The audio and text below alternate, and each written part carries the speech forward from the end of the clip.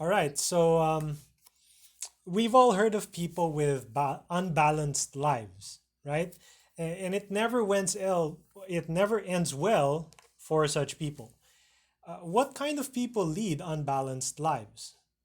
We can think of alcoholics, right, or drug addicts, or video game addicts. For example, in November 2019, just 2 years ago, a 17-year-old student in Thailand was spending his vacation locked up in his room all day playing video games. And he was so fixated on it that he would not even leave his room. He would stay up long hours at night, and during the day, the curtains of his room were completely closed, and his parents even had to deliver meals to his room. He was so caught up in playing video games that he wouldn't even leave to eat. And his life was totally dominated by these games, and he neglected everything else, even his own health. Then one day, his dad just found him lying on the floor. He rushed to his son and tried to revive him, but it was too late. The boy was already dead. They found out later that he had died from a stroke, and that stroke was probably caused by continuous playing of video games. This tragic story may seem like an extreme example, but the truth is that all the time, everywhere around the world, imbalance destroys people's lives. Sometimes it even causes their deaths. Is it just things like alcohol and drugs and video games that can cause imbalance in our lives?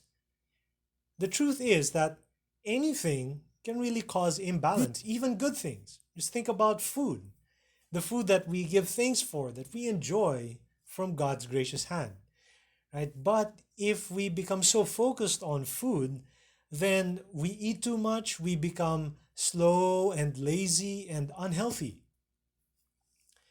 Ministry is also a good thing, and ministry can also be a source of imbalance in a pastor's life.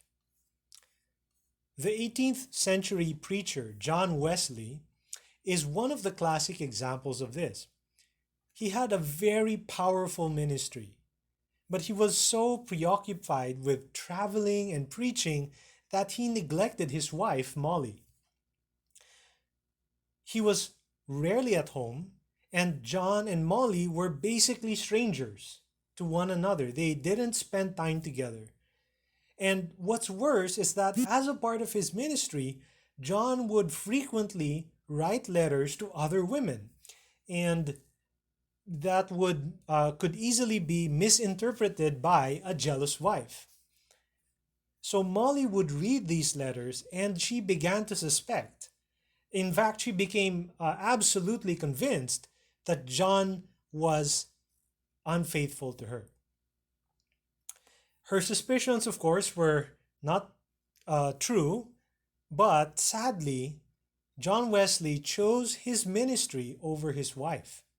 He refused to stop writing such letters, and he refused to reduce his workload to spend more time with his wife. So Molly eventually left John, and John was happy to be rid of his wife. In fact, there's only one time in all of his personal journals that he ever mentions his wife. And this is very remarkable because John Wesley was a very faithful and disciplined journal keeper. Okay, but the one and only time that he mentions his wife in his journal is the day she left him. And here's what he wrote. He said, "Finally, she left for good. I did not forsake her. I did not dismiss her. I will not recall her." That's what he said. As far as we know, he never tried to reconcile with her. He never sought her forgiveness until the day she died. And that's a very sobering story. It's a reminder, brothers, that we can be imbalanced in ministry. we can easily neglect our wives and kids in the name of serving God. And we have to be very careful not to do that. We have to balance ministry and family. Now, what is at stake in this issue? What is at stake is our conscience before God, the spiritual health of our families, and the longevity of our ministries. Now, let me say a little bit about the word balance, right? I don't want to be misunderstood on how I'm using the word balance. Now, to some people, to say that you balance something means that these things that you're balancing are of equal importance. But that's not what I mean. For a pastor with a wife and children, his family takes precedence over his ministry. Our wives and our children should be more important to us than our ministry. Okay, now, if we get this wrong, pastors, if we get this wrong, then we are not living biblically. And we will place both our ministries and ourselves and our families in grave danger. On the positive side, if you maintain proper priority, it will be a blessing both to you and your ministry and your family. Okay, don't take my word for it. I have learned this from many others, more experienced and gifted pastors and authors. And I'll be quoting from them in this message and the next message. And for example, Ted Tripp writes this. He says, "A busy pastor often feels torn between the needs of his family and the needs of the church. If you think about it, there is never competition between the callings of family life and the callings of gospel ministry. You are serving the church when you are serving your family. Any investment at home pays huge dividends for the church. You are modeling how the graces of the gospel affect family living for the people you serve." In fact, putting putting family over ministry is a requirement for all pastors. We're probably familiar with the list of pastoral requirements in 1 Timothy 3 and Titus chapter 1. So let me read the segments that are relevant to our discussion today. 1 Timothy chapter 3 verse 2 and then verses 4 and 5 read this. "An overseer then must be above reproach, the husband of one wife." Verse 4, "He must be one who manages his own household well, keeping his children under control with all dignity. But if a man does not know how to manage his own household, how will he take care of the church of God?" And then Titus 1:6 says, "Namely, if any man is above reproach, the husband of one wife, having children who are faithful, not accused of dissipation or rebellion." Now, these verses talk about what a pastor must be. Not only what he can be or what he should be, but what he must be. These are the qualifications of the pastor. And that means that if you or I fail to meet these standards, we are unqualified for pastoral ministry. First of all, the pastor must be the husband of one wife. Now, that can be translated literally as one woman man. Okay, the point is not that the pastor can have only one wife, because that would be a very low ball, a very low standard to set for a pastor, right? But what a husband of one wife means is that this man has an exclusive love for his wife. A man who has a regard for his wife as if she is his own flesh and bone. As Adam told Eve, said about Eve in Genesis chapter 2, "This is now bone of my bones and flesh of my flesh." So husband and wife are one flesh and they should live like it. Now, a husband of one wife is satisfied with his wife. For him, she fulfills everything he looks for in a woman. She is his best friend, his confidant, his lover. He has no need to seek satisfaction from other women. In fact, Proverbs 5, verses 18 to 19 says, "Let your fountain be blessed, and rejoice in the wife of your youth. As a loving hind and a graceful doe, let her breast satisfy you at all times, be exhilarated always in her love." Brothers, we must be satisfied with our wives. Paul adds that pastors also need to manage their households. We see that in 1 Timothy 3, 4, and 5. Now, the Greek word for manage is proistemi. Okay, proistemi.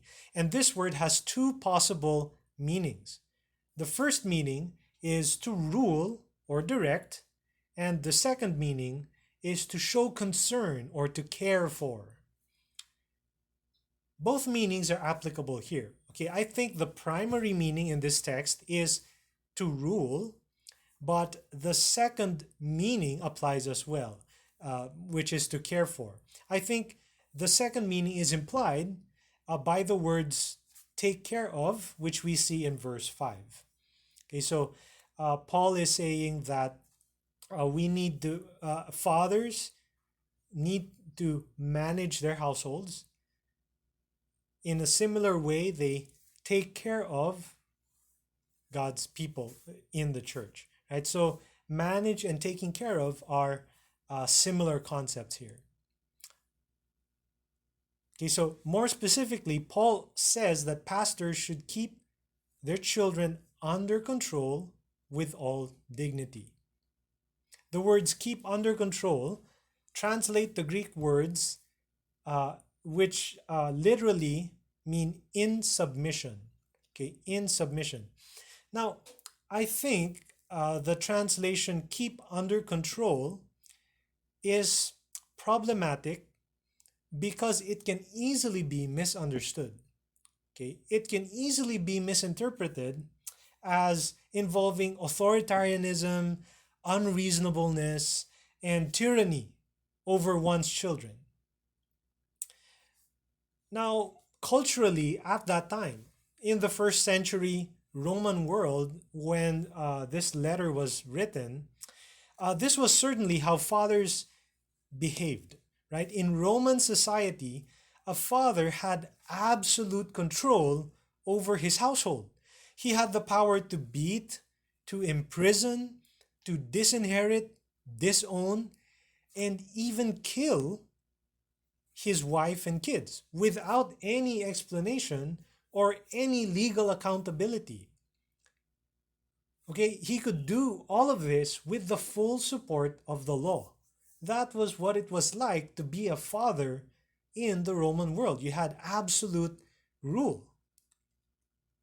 But this is not what the Apostle Paul had in mind. Neither is he endorsing a merely external obedience that is compelled by sheer force, much like how the demons were compelled to submit to Christ.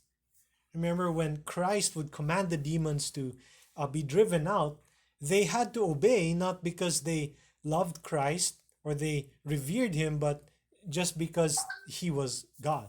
He is God. Right? So this is not the kind of submission that Paul wants fathers to have from their children. Rather, Paul wants fathers to raise their children in such a way that they willingly and joyfully submit to the father's authority. 1 Peter 3:1 relates submission with winsomeness and respectful behavior. Okay, the perfect example, in fact, of this kind of submission is none other than the Lord Jesus Christ himself. Remember, we are told in the Gospels, in the Gospel of Luke specifically, that he went home and was obedient to Joseph and Mary. So even though he was God and he was perfect and his parents were not, he was still willingly, joyfully submissive to them. Right? So this is the kind of submission we ought to foster in our kids. Now also note the way in which fathers should teach their children to submit. Paul says, with all dignity. Okay, dignity translate the Greek word semnos, which is translated in Latin as gravitas. And you can hear the English word gravity, right? Weight. It has that idea of weight. So when something is done with all dignity, it must relate to something very important. And this tells us that fathers are to teach their children the importance of God and his things. By contrast, kids who are careless and thoughtless and undisciplined, irreverent in everything they do and they say, reveal a failure in fatherhood. These kids only show that they were not taught well by their fathers. Now, a bit more controversial is the statement in Titus 1:6 concerning a pastor's kids.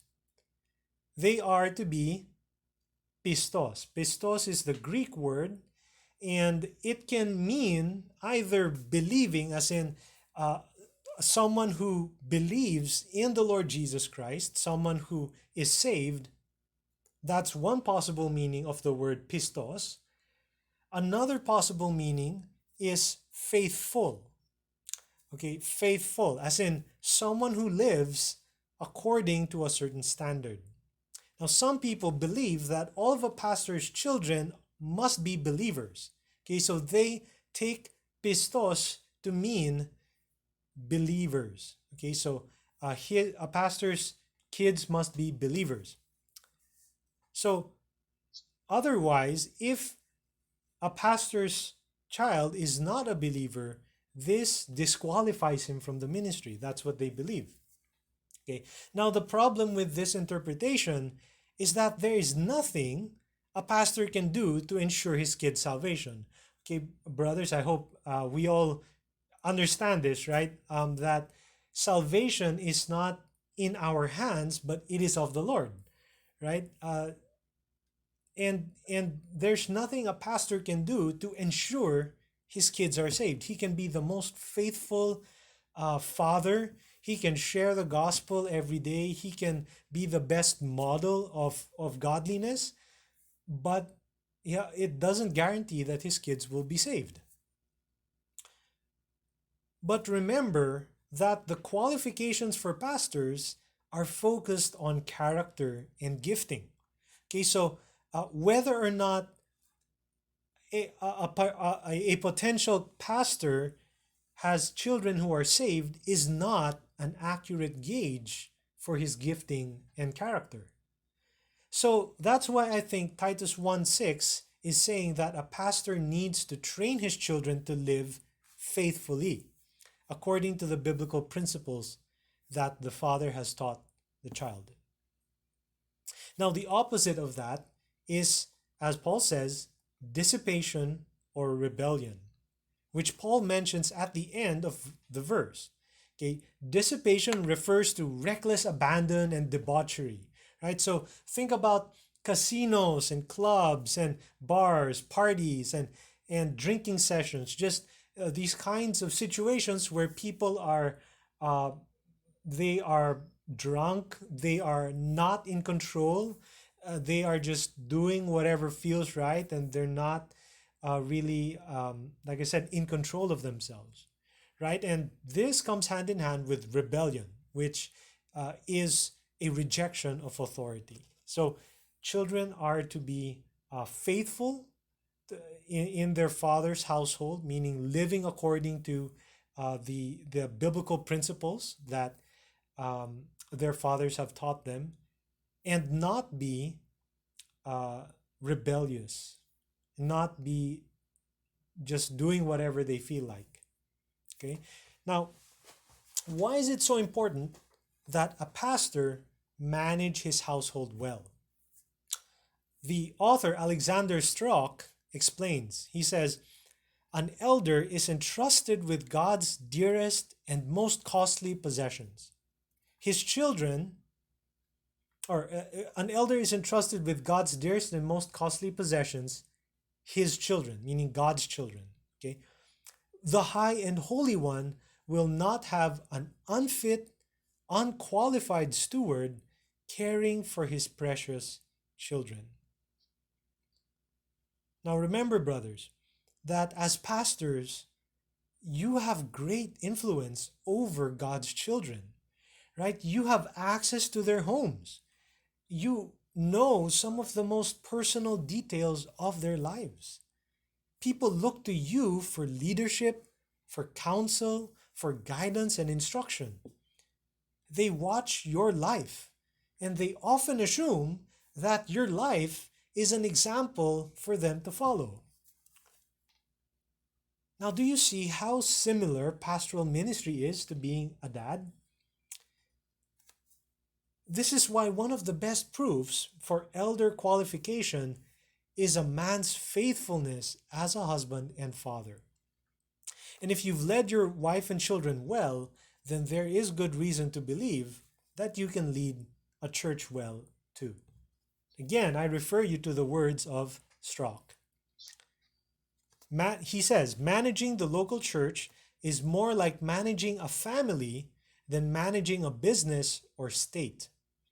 A man may be a successful businessman, a capable public official, a brilliant office manager, or a top military leader, but be a terrible church elder or father.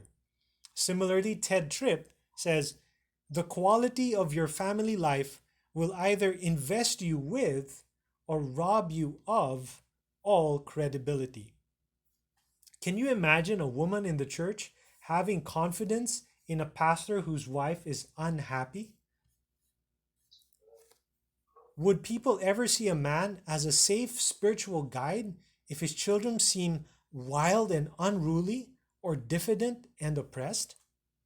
Every time you preach the word or provide counsel or bring assurance and comfort to troubled people, the quality of your family life will give weight to your words. All that to say, brothers, that our families are very important. Okay, that might seem like an obvious statement, but we can easily forget, and we need to be reminded. I know in preparing for these messages, I was greatly blessed as the Lord allowed me to just sit and meditate on what His Word says about how to balance ministry and family. Recording in progress.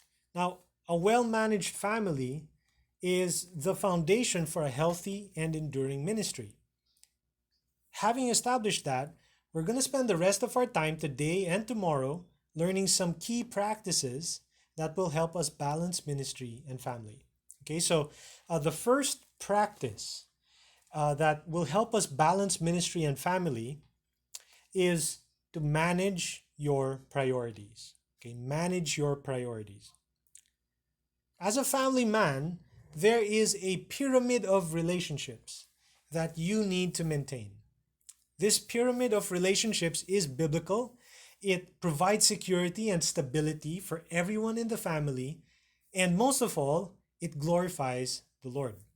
This pyramid is made up of three parts. Okay, your relationship with God, your relationship with your wife, and your relationship with your kids. Let's talk about the base of the pyramid. So the base of the pyramid, if you can imagine just a pyramid with three levels, right? So the base of the pyramid is its foundation. And it is the least noticeable, it is the least visible part, but all the other parts of the pyramid depend on the foundation. This foundation is your relationship with God. It is the top and utmost priority. Let's remember that as Christian husbands, we are a Christian first and a husband second, right? Your identity and worth as a man are not rooted in your marriage, but in your relationship with the Lord. Your wife is not the source of your joy and peace. Christ is. It is God who knows the deepest thoughts and intentions of your heart, so much more even than your wife. Your marriage is for a lifetime, sure, but your relationship with God is for eternity. Now, this doesn't mean that your relationship with God takes anything away from your marriage, right? Uh, Rather, it is the only sure foundation for a healthy family life. And this is because walking with God actually teaches us to love our families, right? What does 1 John 4:19 say? It says, "We love because he first loved us." So, how do we learn to love? Of course, we could look at the world, we could look at our cultures. I'm Filipino, so there are certain practices that Filipino culture identifies with how to love your wife and kids. And I'm sure in Pakistani culture, there are certain ideas as well about love. But God's love is the only perfect love. And so this is the standard we must follow as our example. Also, God enables us to love our families, right? Our families, they have so many needs. We cannot meet those needs on our own. If you imagine that we are like cups, right? And we want to pour out grace to others, but we can only hold so much. If we just keep pouring ourselves out for our families, very quickly, we're going to run out and be empty, and we'll have nothing left to give. So, what we need is to be refilled from an endless supply. And who is that endless supply? But God. Right? Isaiah 40:29 says, "He gives strength to the weary, and to him who lacks might, he increases power." So, putting your relationship with God first is not to devalue your marriage or your commitment to your kids. It is, in fact, uh, to guarantee a stable and strong family. You'll be able to love your family as you should. Okay, so this is the base of the pyramid. Now, let's think about the middle part of the pyramid. This middle part is more noticeable than the base, but it relies on the base. Okay, it cannot stand by itself. If it is solidly established on the base, then it will be able to support both itself and the top of the pyramid. And this middle part is your relationship with your wife. Okay? Now, what does it mean that this is the middle part? Right? This means that your relationship with your wife is less important than your relationship with God, but it is more important than your relationship with your kids. Now, this has a number of implications. Firstly, we need to love our wives we need to love our wives because we love the Lord. Right? Most of the time, it's really easy to love our wives. They're beautiful, they're charming, godly women, right? They are so attractive inside and out. And that's probably why you married them or married her in the first place. But as we said earlier, sometimes they're not so attractive. Sometimes they're not so lovable. Right? They're sinners, just like we are. And when they sin against us, it is hard to love our wives. But even then, we need to love them because that's what the Lord wants. Also, our joy and peace should not depend on our wives, but on God. Right? Our wives, and I'm sure if someone asks you, you would say your wife brings you immense happiness. Right? Honestly, personally for me, the happiest time in my life began the day I got married to my wife. And yet there are times that we have argued. There are times when our situation was very difficult and stressful. And during such times, I could not depend on my wife, and she could not depend on me. That we could only find our peace and strength and joy in the Lord. Also, don't use your wife as an excuse for neglecting your personal time with the Lord. If you are not worshiping Him as you should, then uh, and you can spend as much time with your wife as you want, but uh, that means you have turned your wife into an idol. Okay, so our wives and supposedly taking care of our wives and loving our wives cannot be an excuse uh, to neglect our time with the Lord. It also means that our relationship with our wife is the middle of the pyramid. That also means that we should encourage our wives to make God number one and us number two. Right? So think about this. Have you ever told your wife that you want her to love God more than she loves you? I know that my wife and I have talked about that a number of times in the past. She is also a Christian first and a wife second. Just as your love for her should not be based on feelings, but grounded in the love of the Lord, it should be the same with her love for you. When we tell our wives that she should love God more than us, uh, that can feel uncomfortable, but really, uh, we are ensuring that she loves us better than she could love us if she tried to put us first of all, right? Because if she loves God and then she loves us for His sake, we know that that is really the best way that she can love us. I mean, she can love you as her husband. Also, no other person should be more important than your wife. Now, sadly, some people think God is more important than my wife and children, right? So I can neglect my wife. John Wesley thought that. But if we're really pursuing God, we will care for our families. If God has given you a wife and children, then He wants you to be the best husband and father you can be. Marriage is the most intimate and binding relationship we can experience in this life. It can't be compared with any other relationship. There should be no secrets between you and your wife.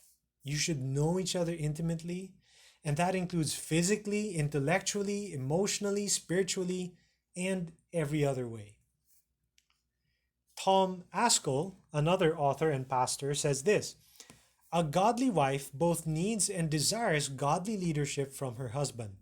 She needs to be secure in your love. She needs to know that she is more important to you than your reputation or the exercise of your spiritual gifts. Our wives need to be reassured that they are more important to us than our ministries in the church. When this message is clearly and regularly communicated, then those inevitable seasons of unusually high demands from the church are more easily weathered. We should also talk with our wives. Before you were married, I'm guessing you would listen intently to everything your wife said, right? Because you wanted to get to know her. Now, make sure that you keep getting to know her and let her get to know you. Because as people, we are continually growing, we're changing, and we cannot assume that because we knew our wives at the beginning of our marriage, that we will know our wives 10 years, 15 years down the line, right? So we have to continually talk with our wives. And let's not take our wives for granted. Okay, living together doesn't necessarily mean that you know one another very well. So we have to work on this. Also, we should woo our wives. We should continually woo our wives. Remember that you were married before you had kids, right? And you will continue to be married after all your kids have left and started their own families. So you shouldn't let the busyness of raising kids crowd out your time alone with your wife. So leave the kids at home, or if they're too young, leave them with a babysitter or a relative or a friend, and then make sure you get to spend some time alone with your wife for as long as your schedules allow. Do something you both enjoy, and of course, use that time to talk. And so these are some implications of having our relationship with our wife in the middle of that pyramid of priorities. Finally, let's go to the top of the pyramid. All right. The top of the pyramid is the most noticeable and the most visible part. Okay, structurally speaking, it relies on both the base and the middle part. It is held up by other parts. It cannot hold up the other parts. Okay, and this top part of the pyramid is your relationship with your kids. Our children are gifts from the Lord. And there is nothing like the relationship we have with them, right? We would not exchange this for anything in the world. But this is not the most important relationship we have. Just as your marriage is subordinate to your walk with the Lord, so your relationship with your children is subordinate to your marriage. Our kids need to know that Papa and Mama love them, but they love each other more. This does not demean or devalue our kids in any way. It does not make them insecure. In fact, when the children know their place in the home, this gives them a great sense of stability and security. Okay, so again, we have learned that we need to manage our priorities.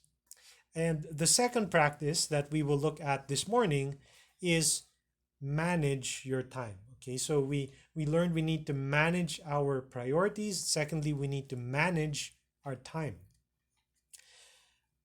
A man who isn't disciplined with his time wastes so much of it. And as pastors, we are very busy, right? We need to be disciplined with our time. Now, here are 5 things we can do to manage our time well. Firstly, we need to be conscious about time. Okay? If God said to you right now, would you like me to make every day 30 hours long instead of 24 hours? Would you like that or not? And I am guessing that you would very much like to have that extra time every day, right? But the reality is that everyone in the world, in the Philippines or in Pakistan or in the US, wherever, everyone just has 24 hours, right? And we have only so many days in our lives. In fact, King David prayed in Psalm 90, verse 12, teach us to number our days that we may present to you a heart of wisdom. So let's be aware, brothers, that our time in this world is limited. We need to make the most of it. Okay, James says, you do not know what your life will be like tomorrow. You are just a vapor, right, that appears for a little while and then vanishes away. Our lives are so short. What's the average lifespan in your country, right? Is it 50? Is it 60? 70? Right? If you're a younger man, that might seem like a long time, but it's really not. It's been 10 years since I first entered the full-time ministry, and looking back, really there is so much I wish I had done. And if you would look back on the past 10 years of your life, you probably feel the same way, right? There's so much we wish we could have done with our time. If only we had been more intentional, more disciplined in how we used our time. So brothers, we need to number our days. We need to be conscious about time. Now, a second thing you can do to manage time well is to stick to your schedule. Being disciplined with your time doesn't mean you do everything at full speed, right? All the time. Like you're running a 200-meter dash and you're just going all out. No, life is not a 200-meter dash. It's more like a triathlon. Okay? Here's the difference. In a 200-meter dash, you need a sudden, intense burst of energy, right? You just go all out and you go as fast as you can. And when you're done, after about 25 seconds, you can collapse on the floor or roll about in the mud. It doesn't matter. You can faint, right? Uh, because the race is done. But in a triathlon, you need to manage your energy or you will burn out before you even make it to the finish line. You don't need explosive energy. What you need is consistency. Okay, author Daniel Goldstein says self discipline is like a muscle. The more you exercise it, the stronger it gets. I find that analogy helpful. When you go to a gym for a long time, you haven't been working out and you go to a gym after a long time, you have to be realistic about what you can do, right? You don't look at the bodybuilders and look at what they're lifting and say, okay, I'm going to try that, right? Because that is the easiest way to injure yourself, right? The wise way to do it is to start with the weights your body can handle. And then you just be consistent. And if you go to the gym consistently, then your threshold will keep increasing and you'll be able to handle the heavier weights eventually. Okay. Now, being disciplined with your time is like that. Some are better at sticking to a schedule than others, but you don't have to do what others are doing. Just discipline yourself. I think of Mark Allen. Okay, Mark Allen is considered by some to be the greatest long distance athlete of all time. His goal in training was to get as fast as possible with the minimal amount of effort. Now, he did not set unrealistic expectations for himself, right? He didn't start by comparing himself to other runners. He started by knowing his personal limits. So, first, he determined the maximum heart rate that would allow him to keep running for a long distance. Okay, now for him, this was about 155 beats per minute. And this was his personal limit at the time that he started training. And then he would spend hours just running and cycling at that heart rate, 155 beats per minute. And at first, it would take him 8 minutes and 15 seconds to run a mile. But as he trained consistently, the time got shorter and shorter until he could cover the same distance in just 5 minutes and 20 seconds. And this reminds us, this is a good illustration, I think, for us that we should start with what we can handle. Okay, so just start with whatever way that you can structure your day better and then be consistent with that. And then when you're ready, you can try adding more structure to your daily routine.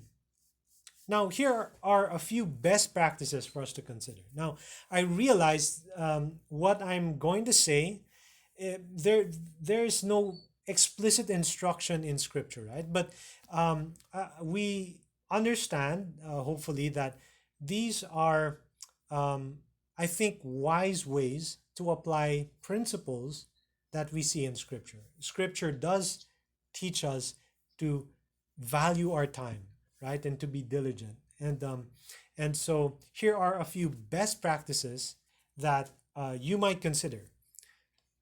So I think having a sleep schedule is a good idea. This might seem very basic. Maybe you've been doing this since the day you were born. I don't know.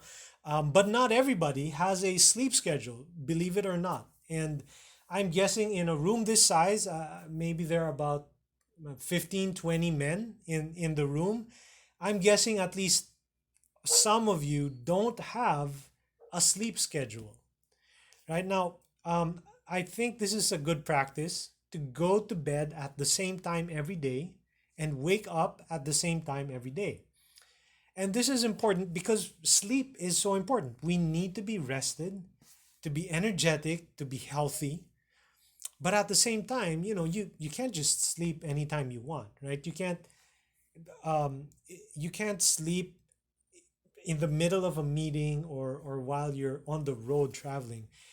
And so it's best to maintain a sleep schedule, especially when we're as busy as we are. So start with a sleep schedule and then build your day around that. And your daily schedule should also probably include office hours. Okay, office hours. I learned this from Pastor Conrad Mabewe. Okay, and personally, I found it very useful. Now we all have different situations. Some of you may have to be in church, build in the church building every day, while others may have to work at home. Now, whatever your situation, it's probably a good idea for you to create your own office hours. Okay. Now, during office hours, you should be free from distractions so that you can do your work. You can do pastoral intercession, study God's word, prepare sermons and lessons, counsel people, do visitation, and do whatever other pastoral duties, right? This is a time when you avoid interruptions from your wife, your kids, or your friends, and just focus on your ministry.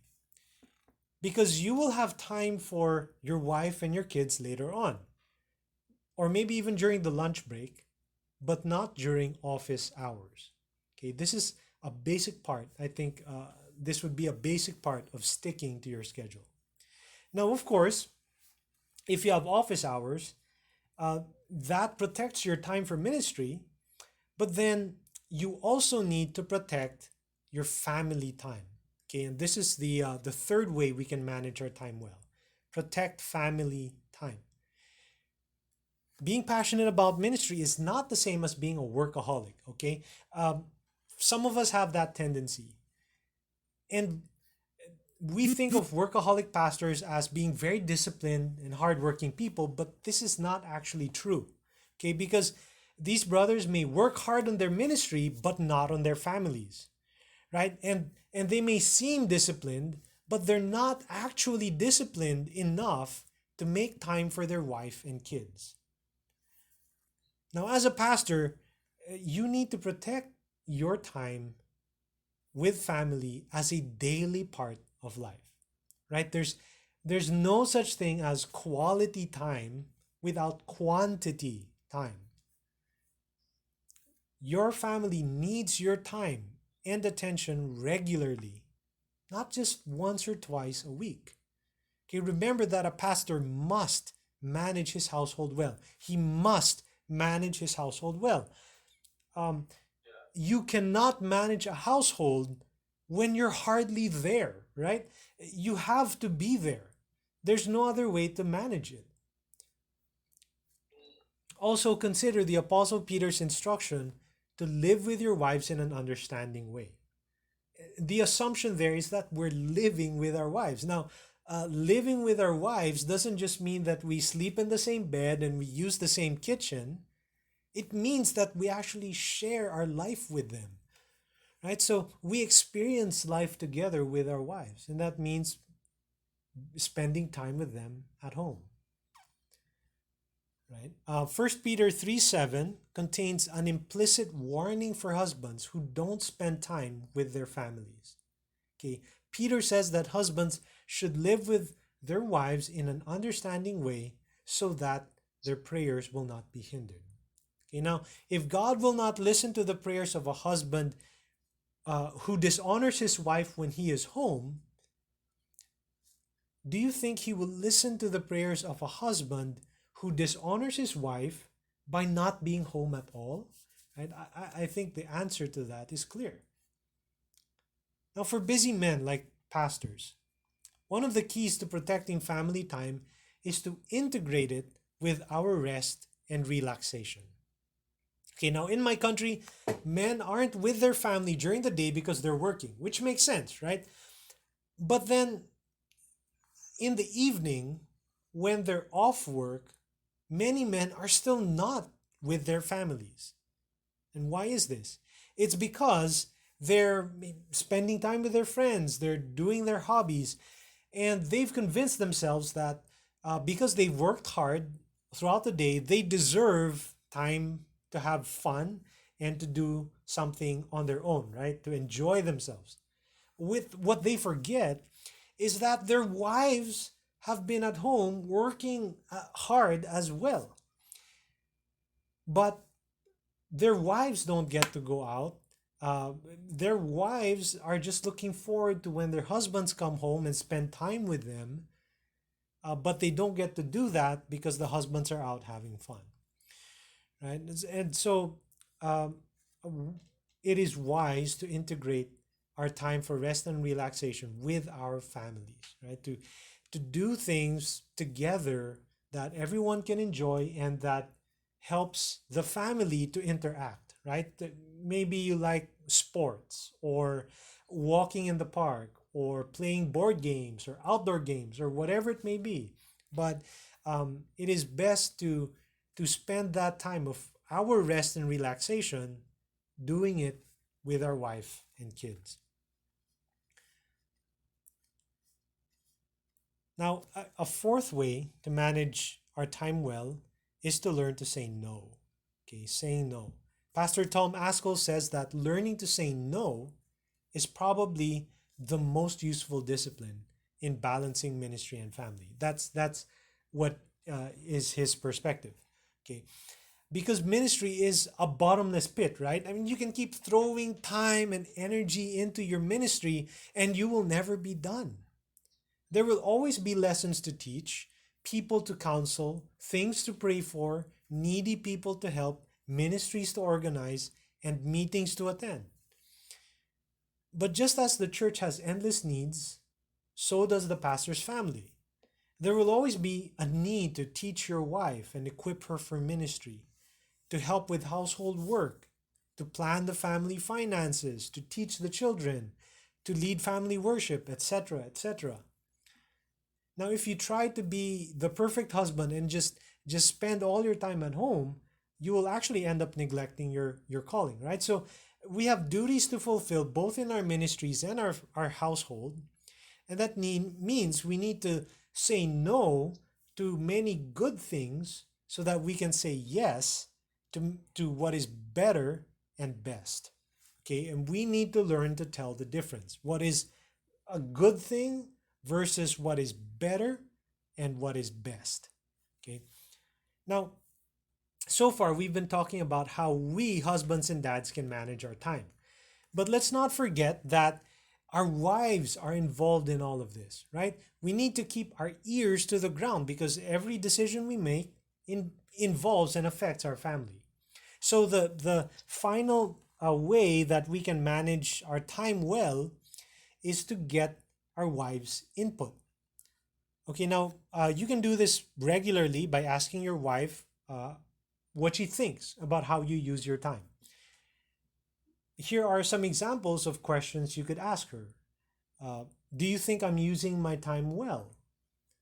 Am I spending enough time with you and the kids? Are there things you wish I'd spend more time doing? Are there things you wish I'd spend less time doing? Or even, I'm thinking of adding this to our schedule. Do you think it's a good idea? And just keeping those lines of communication open because, again, yes, we are the head of the household. Yes, we are leading our family, but that means everything we do affects them, and especially our wives, right? And so we need to um, know what they're thinking, and so we can get a better gauge of how we can lead her and lead the kids, right? Remember, when you're asking these questions, you're not looking for permission. Again, you're the husband and you're the leader, and neither are you just looking for affirmation or validation, right? Because that means you're not really interested in whatever she has to say. You're just kind of expecting her to agree to whatever you say. So we're not to look for permission on the one hand, but we're also not looking for validation on the other hand. What you should be looking for is information, right? You want to know what her perspective is. You want to know how she feels about your ministry load and what you're doing, your commitments. And many wise and more experienced pastors would recommend doing this continually. Some men like to have a weekly business meeting with their wives, and that's when they discuss questions like this. Now, each couple is different, and you should find out what works for you and your wife. Okay, now, whatever you need to do to be as much in tune with your wife is something you should probably do. So that I highly recommend that. Now, as we conclude, remember, managing your time is not an end in itself. This is not about just being disciplined or being the most productive people we can be. This is not about just simply efficiency, right? But the purpose of all this is to make time for everything that you need to do. Okay. You may know all the biblical principles about balancing ministry and family, but if you don't learn to manage your time, it's like trying to run with crutches, right? You're just making it harder for yourself.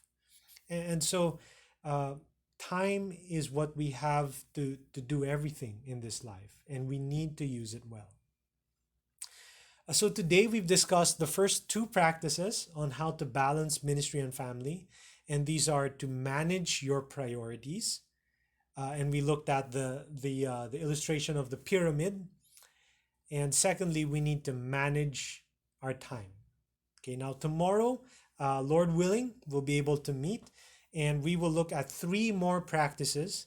And I hope that all of you can be there and be reminded and encouraged from God's word concerning this very important issue.